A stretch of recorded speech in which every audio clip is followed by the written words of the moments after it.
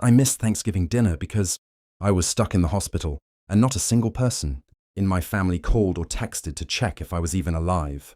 The fluorescent lights hummed above me that night, sharp and cold, while machines traced my heartbeat in thin, stubborn lines. I remember staring at my phone on the metal tray beside the bed, waiting for it to light up. It never did. No, are you okay? No, we miss you. Just silence, broken only by nurses who cared more than blood ever had. When I was discharged 2 days later, the house smelled faintly of reheated turkey and indifference. I opened the fridge, expecting nothing, and still felt something crack when I saw it. A plate, cold, untouched, labelled in thick black marker, "For the dog." I stood there longer than I should have, fingers tightening around the fridge door, the quiet settling into something sharper than anger. That's when I decided I wouldn't raise my voice. I'd just make sure they finally listened. I've always been the quiet one in the family, the one who shows up early, stays late, and never makes things difficult. My aunt used to call me easy to love, but what she really meant was easy to overlook. After my parents passed, I moved into her house during my final year of college. It was supposed to be temporary. A few months turned into years. I helped with groceries, paid part of the bills, fixed things when they broke. I remembered birthdays no one else cared about and sat through long, loud dinners where my voice rarely made it past the table. They didn't hate me. That would have required attention. I was just convenient. My cousins came and went like guests in a hotel, laughing, arguing, living loudly, while I stayed in the background, the quiet constant that made everything run smoothly. If something needed to be done, I did it. If something went wrong, I absorbed it. No one asked how I felt about any of it. And over time, I stopped offering. By the time Thanksgiving came around, I wasn't expecting appreciation. I wasn't even expecting warmth. But I did expect, at the very least, to be remembered. That was my mistake. The signs had always been there. I just learned to read them too late. At dinner, conversations curved around me like I wasn't part of the table. I'd start a sentence, and someone would talk over it. Louder, funnier, more worth hearing. My aunt would nod absent-mindedly in my direction, eyes already drifting elsewhere, as if acknowledging me was just another task to check off. Small things, almost invisible if you weren't paying attention. Like the way my name was never on the grocery list, even though I was the one buying half the items, or how my room slowly became storage. Extra boxes appearing in corners, coats hanging where they didn't belong. No one asked. They just assumed I'd adjust. I always did. The week before Thanksgiving, I mentioned I had a doctor's appointment. My aunt barely looked up from her phone. "Just don't make it complicated," she said. Her tone light but edged with impatience, like I'd already caused a problem that didn't exist yet. Later, I heard her laughing in the kitchen with my cousins. "You know how he is," she said softly. "Always something." I stood in the hallway, unseen, the words settling quietly under my skin. Not sharp enough to fight, just enough to stay. The plate in the fridge should have felt like the worst of it. It wasn't. It was the note underneath it, half stuck to the shelf with a smear of gravy. My aunt's handwriting, quick, careless. "Don't forget to feed him." Not you, not even a name, just an assumption that I would step back into place the moment I walked through the door, that whatever had kept me away didn't matter, as long as I resumed being useful. I stood there, the cold air spilling over my hands, and for the first time I didn't feel hurt. I felt clear. Every moment lined up neatly in my head. The interruptions, the quiet dismissals, the way I'd been reduced to something functional. I had mistaken tolerance for belonging, mistaken proximity for care, and they had mistaken my silence for acceptance. I closed the fridge slowly, the soft click louder than it should have been in the empty kitchen. My phone buzzed in my pocket, a delayed message from a hospital billing department. Still nothing from them. That's when it settled. No anger, no confrontation, just a decision. I wouldn't explain myself.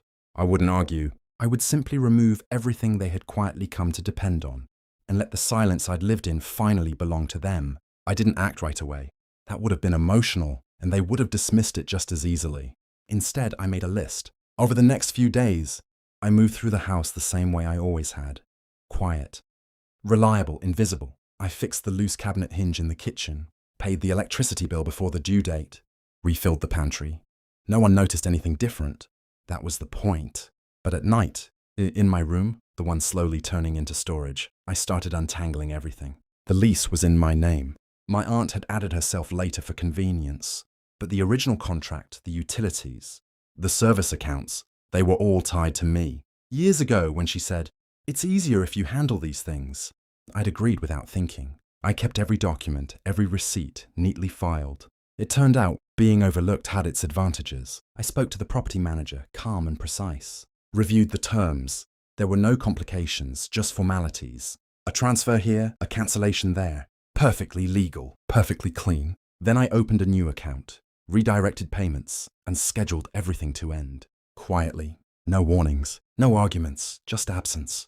By the time they realized something had changed, it wouldn't be something they could interrupt or talk over. For once, the silence would be deliberate.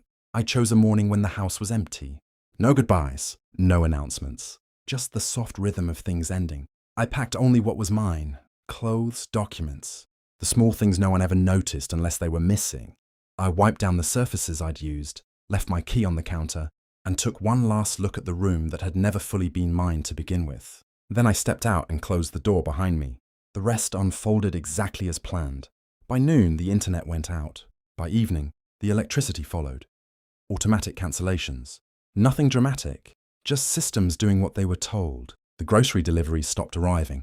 The subscriptions they didn't even know existed quietly expired. At first I imagined there was confusion.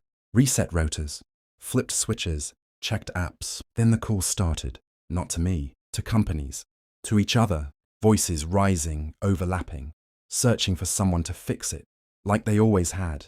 But this time, there was no one stepping in. No quiet presence smoothing things over. No invisible hand keeping everything running. Just silence. And for the first time, it wasn't mine to carry. 3 hours after I left the note on the fridge, my aunt was standing in the driveway crying. I watched from across the street, inside my car, engine off. She kept wiping her face with the back of her hand, pacing in short, frantic steps like she didn't know where to direct the panic. One of my cousins stood in the doorway behind her, phone pressed to his ear, voice sharp and useless. Another slammed the front door, frustration spilling out in sudden, loud movements. They weren't grieving me. They were unraveling without what I had quietly held together. I saw it in the way they looked at each other. Blame shifting, confusion settling in, bills they couldn't access, accounts they didn't understand, responsibilities no one had thought to learn. My absence wasn't loud, but it was everywhere. And for a moment I felt it, the pull to step in, to fix it like I always had. But I didn't, because this wasn't about punishment. It was about truth. They hadn't lost someone they loved. They had lost someone they depended on without ever acknowledging, and that difference mattered. Not just for them, but for me, finally seeing my worth in what I chose not to give anymore. I didn't drive away right then. I sat there a little longer, watching the life I had quietly maintained begin to rearrange itself without me. It felt unfamiliar, not because I missed it, but because I was no longer responsible for how it turned out. That was new. For years, I had measured my worth by how much I could handle, how much I could fix, how easily I could disappear into the background so others could feel comfortable. I thought staying silent made me strong, but silence isn't strength when it erases you. Leaving didn't feel like revenge. Not really. There was no rush of victory, no dramatic closure, just a steady grounding sense of space, like stepping out of a room that had been too small for a long time. I found a place of my own a week later, small, quiet, entirely mine. The first night there, I sat on the floor with takeout, my phone beside me. It lit up once. Her name. I let it ring until it stopped. Some things don't need answers. Some lessons don't need words. And for the first time in a long time, I chose myself and didn't apologize for it.